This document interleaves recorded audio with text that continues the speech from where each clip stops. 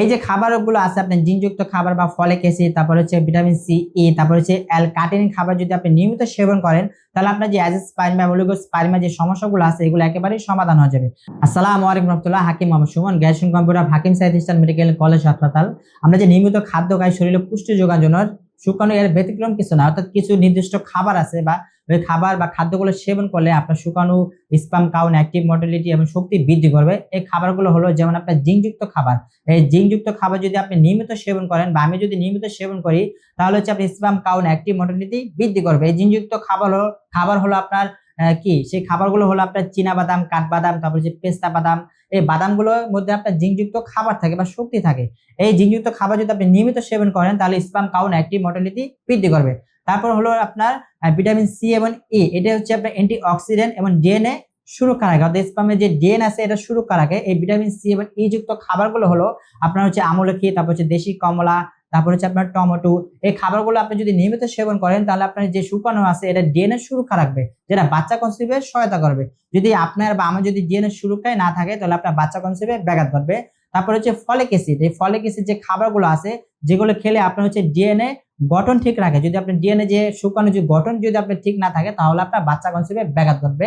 এই folic acid খাবারগুলো হচ্ছে আপনার পালং শাক, পুঁই শাক, কলমি শাক, বিভিন্ন শাকসবজির মধ্যে হচ্ছে আপনার ফলিক অ্যাসিড বিদ্যমান থাকে।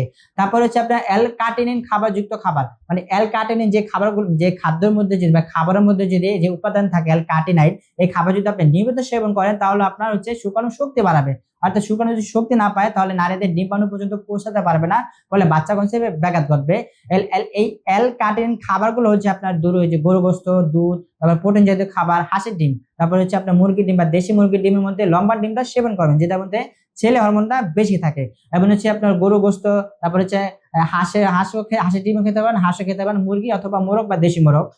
এই যে খাবারগুলো আছে আপনার জিনযুক্ত খাবার বা ফলিক অ্যাসিড, তারপর হচ্ছে ভিটামিন সি, ই, তারপর হচ্ছে অ্যাল কার্টিনিন খাবার যদি আপনি নিয়মিত সেবন করেন তাহলে আপনার যে অ্যাজিওস্পার্মিয়া ওলিগোস্পার্মিয়া যে সমস্যাগুলো আছে এগুলো একেবারেই সমাধান হয়ে যাবে। অনেকে আপনার ধরেন অ্যালকোহল যে কাজগুলো আপনার দৈনন্দিন নিজেরা যদি নিয়োজিত করি দৈনন্দিন যে কাজগুলো এগুলো করলে আপনার sperm count, active motility deactive হয়ে যাবে বা নষ্ট হয়ে যাবে। যে অ্যাজিওস্পার্মিয়া অনেকগুলো কারণের মধ্যে এটা একটা কারণ। সেই কারণগুলো হলো আপনি যদি দৈনিক যদি না ঘুমান 7 থেকে 8 ঘন্টা সেক্ষেত্রে আপনার sperm count, active motility deactive বা হচ্ছে অ্যাজিওস্পার্মিয়া বা ওলিগোস্পার্মিয়া আসতে পারে। তা আমরা নিয়মিত ঘুমাবো। তারপর হচ্ছে যদি আপনার তলপেটে যদি ল্যাপটপ বা মোবাইল রাখেন সেক্ষেত্রে আপনার ডিএনএ তারপর হচ্ছে স্পাম কাউন্ট নষ্ট করে ফেলে। আমরা অনেকে ভুলবশত আপনার ল্যাপটপে তলপেটে রেখে কাজ করি, অথবা অনেক সময় তলপেটে মোবাইল রেখে ঘুমে যায়, এটা অনেকে করবে না। এই ক্ষেত্রে আপনি স্পাম কাউন্ট, অ্যাক্টিভ মোটিলিটিও হচ্ছে আপনার ক্ষতি করে। তারপর হচ্ছে অ্যালকোহল যুক্ত খাবার, ধূমপান যদি আমরা নিয়মিত করি তাহলে যে হরমোনগুলো আছে এগুলো নষ্ট করে ফেলে। তো এগুলো থেকে আমরা অবশ্যই বিরত থাকবো। এই যে এতগুলো যে খাবার বললাম, জিনযুক্ত খাবার, তারপর হচ্ছে ফলিক অ্যাসিড, ভিটামিন ই এবং হচ্ছে আপনি ভিটামিন সি, অ্যান্টি অক্সিডেন্ট, তারপর হচ্ছে অ্যাল কার্টিনিন, এই যে অনেকগুলো খাবার তো আপনি 1-2 দিনে যে একসাথে এতগুলো খাবার খাওয়া যায় না, ঠিক আছে? যদি আপনার খাওয়ার পাশাপাশি যদি আমার এই দীর্ঘদিনের অভিজ্ঞতা আলোকে তৈরি মেডিকেল পরীক্ষিত প্রাকৃতিক ভেষজ এই মনিটর যদি এটা পাশাপাশি সেবন করেন 1 থেকে 2 মাস বা 2 মাস পর একটা সেভেন অ্যানালাইসিস বা পরীক্ষা করবেন, দেখবেন স্পাম কাউন্ট, অ্যাক্টিভ মোটিলিটি অবশ্যই বৃদ্ধি পাবে।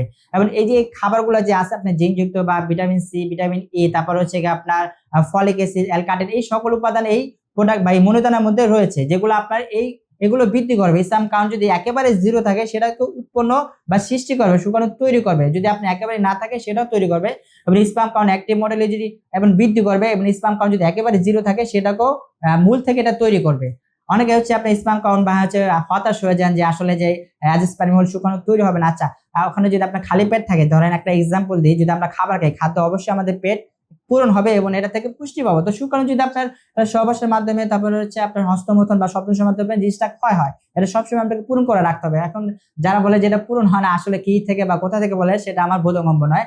অবশ্যই এটা পূরণ হবে, কারণ কি এটা তো আপনার ক্ষয় হয়, যে জিনিসটা আপনার ক্ষয় হয় সেটা অবশ্যই পূরণ হয়। যেমন আপনার পানি খেলে পানি হচ্ছে প্রস্রাবের মাধ্যমে বের হয়, এটা আবার খেলে পূরণ হয়। তারপর খাদ্য আপনার পায়খানার মাধ্যমে এটা ঘাটতি হয়, তারপরে এটা আপনার পুষ্টিকর খাবার খেলে আপনার পূরণ হয়। ঠিক একইভাবে যদি আপনার শুকানোর পরিমাণ কম থাকে বা একেবারে যদি না থাকে সেক্ষেত্রে আপনি যে খাবারগুলো খাবেন এবং পাশাপাশি এই মনিদানাটি খেলে আপনার স্পাম কাউন্ট, অ্যাক্টিভ মোটিলিটি আপনার বৃদ্ধি পাবে।